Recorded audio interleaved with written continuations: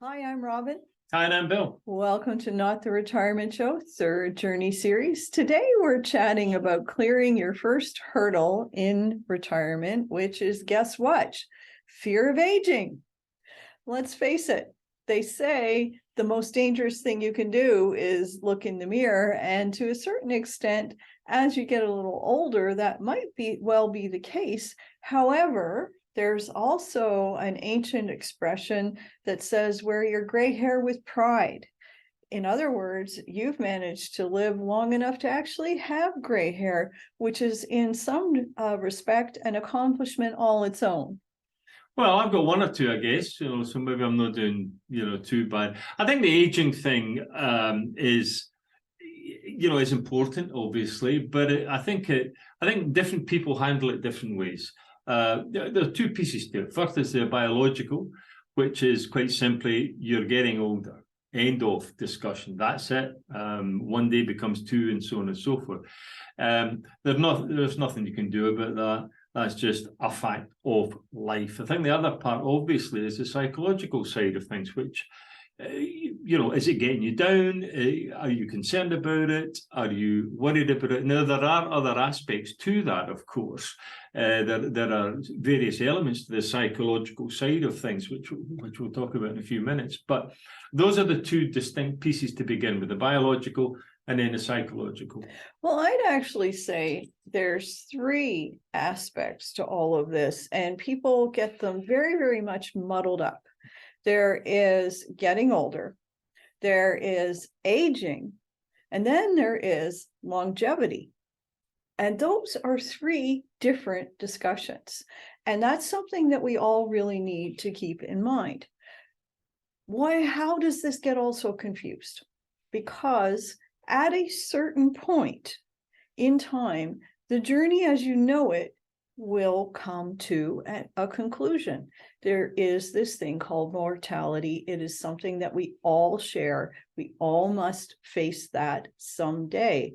And depending on where you live, what your culture is, what your religious background is, we don't all have the same beliefs about this.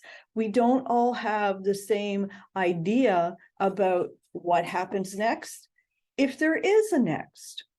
So rather than focus on something that is a universal unknown, at least to a degree, why not focus on everything you can experience, everything that you can enjoy while you're here now?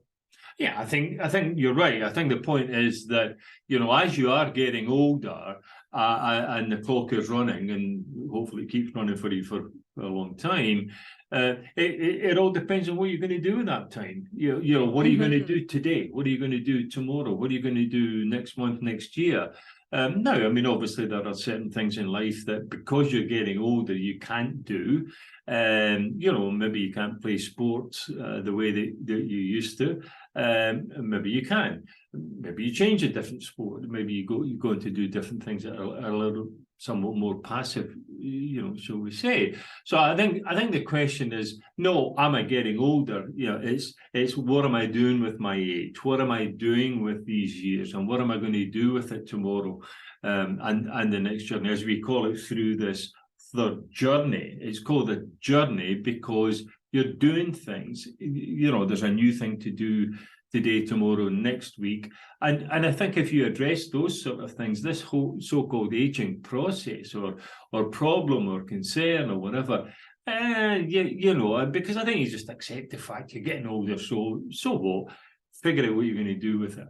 Sounds really easy when he says it, doesn't it? What holds everybody back? Because is it really that easy for all of us?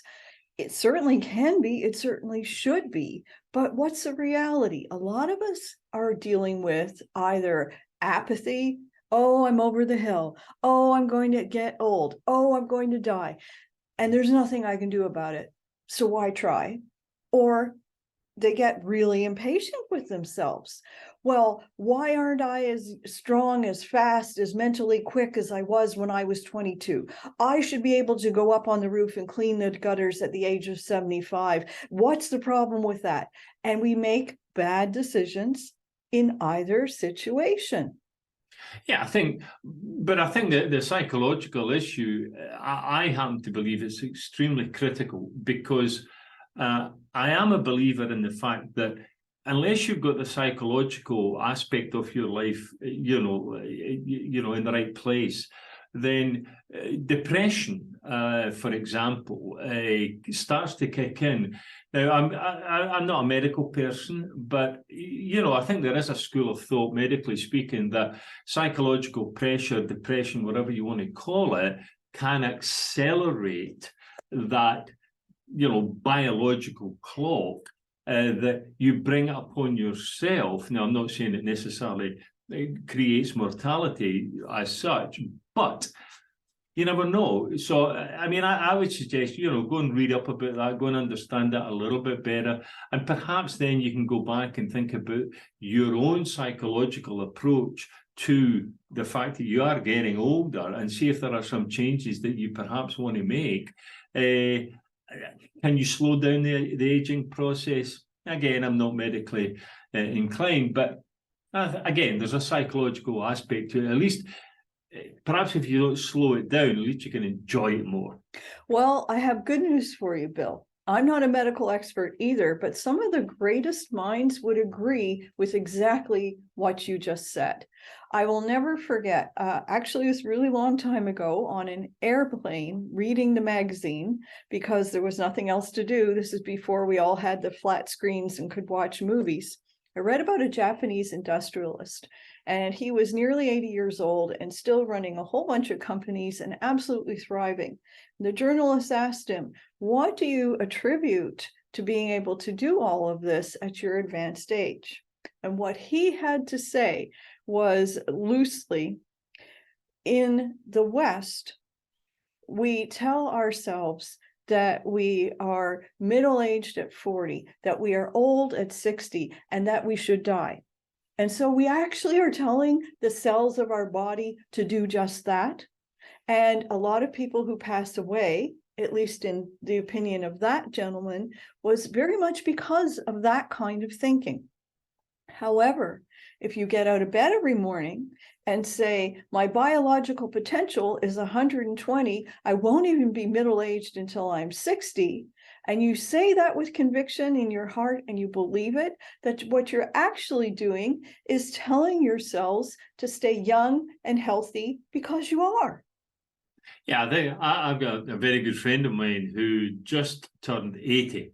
And I was on Zoom with him a few days ago, and he said, I just turned 80. And I said, yeah, I said, that's right. Yeah. I said, how do you feel? He said, well, what the funny thing is, he said, up until, a couple of days ago, he just turned 80, 2 or 3 days before. He said, up until then, he said, I was just old. I was in my old age. He said, now that I've turned 80, he said, apparently, he said, I'm now geriatric. Oh my goodness. Well, we'll get to that one later. And I said, does that make you feel bad? He said, I couldn't care less. I think that's an accomplishment in itself. Well, if you're still listening, we must have said something helpful.